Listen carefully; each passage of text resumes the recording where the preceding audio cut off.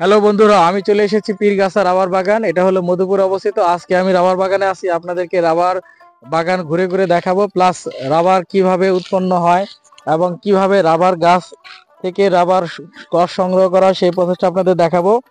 তাহলে এটা হলো মূলত একটি রাবার রাবার গাছ, এটাকে বলা হয় রাবার গাছ। আর এই জন্য যে চারপাশে যে বাগান, এই জন্য জায়গাটার নাম হচ্ছে রাবার বাগান। এটা আসলে পীরগাছা রাবার বাগান মধুপুর অবস্থিত। তো আসলে এটা হচ্ছে রাবার গাছ। আপনারা জানেন যে বাংলাদেশ এবং মালয়েশিয়া এবং ইন্দোনেশিয়া এই দেশগুলোতে সাধারণত বেশি হয়। মালয়েশিয়া ইন্দোনেশিয়াতে অনেক বেশি রাবার গাছ রয়েছে এবং যারা রাবার উৎপাদনে খুবই আগিয়ে রয়েছে, তারা 1 নম্বর 2 নম্বর পজিশন। তো বাংলাদেশের যে মধুপুর, টাঙ্গাইলের যে মধুপুর অঞ্চলে, এই অঞ্চলে রাবার বাগান রয়েছে। আমি আপনাদেরকে দেখাচ্ছি যে আসলে রাবার গাছের যে ক্রস, সেই ক্রসটাকে প্রক্রিয়াজাত করার পরেই এটা থেকে এক ধরনের রাবার হয়। এই রাবার থেকে বিভিন্ন ধরনের পণ্য বা প্রোডাক্ট তৈরি করা হয়। তো আমি আপনাদেরকে একটু দেখাবো যে এটা হলো সেই কষ, যে এখানে গাছকে একটু নিচে করেন, দেখাচ্ছেন আমাকে ভালো করে দেখান।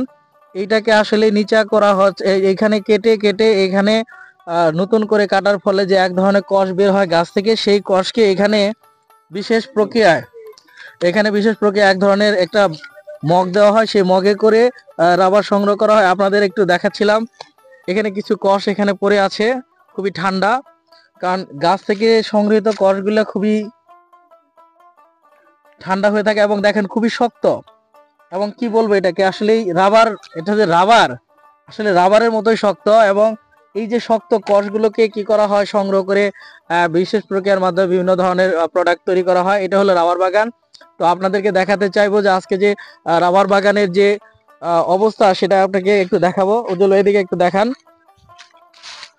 এটা হলো বিশাল এক রাবার বাগান। এটা হলো পীরগাছা রাবার বাগান। আপনারা দেখতেই পাচ্ছেন, এখানে ঢাকা থেকে বিভিন্ন জায়গা থেকে মানুষেরা আসে এবং এই রাবার গাছের যে সৌন্দর্য, সেটা তারা অবলোকন করতে আসে এবং কিভাবে রাবার হয় সেটা তারা দেখতে আসে। তো আজকে আমরা এসেছি, আপনাদেরকে দেখাতে চেষ্টা করব, যদি আমরা রাবার ফ্যাক্টরিতে ঢুকতে পারি, কিভাবে রাবার প্রসেস করা হয় সেই প্রক্রিয়াটাকে আপনাদেরকে দেখাবো। তো আমরা আসলেই দীর্ঘ 25 কিলোমিটার প্রায় রাস্তা অতিক্রম করে মোটর সাইকেল দিয়ে আমরা বাড়ি থেকে, মানে আমরা সরিষা বাড়ি থেকে আসছি এই রাবার বাগান দেখার জন্য। কিন্তু আমাদের বাড়ি খুবই কাছে, কিন্তু এর আগে কখনো আসা হয়নি।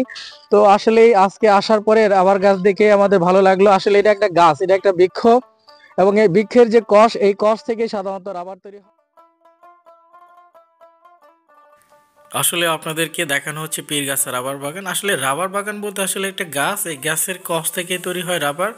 আর আপনাদেরকে নিচে যে স্ক্রিনে দেখানো হচ্ছে সেটা হচ্ছে এই যে রাবার থেকে সংগৃহীত, যে কষ থেকে যে সংগৃহীত যে রাবারটা, সেটাকে এখন ধুম ঘরে রেখে ধুমা দেওয়া হয় এবং সেখানে আগুনে তাপ দেওয়ার ফলে এর কালারগুলো চেঞ্জ হয়ে যায়, অনেকটাই শক্ত রাবারের আকৃতি ধারণ করে।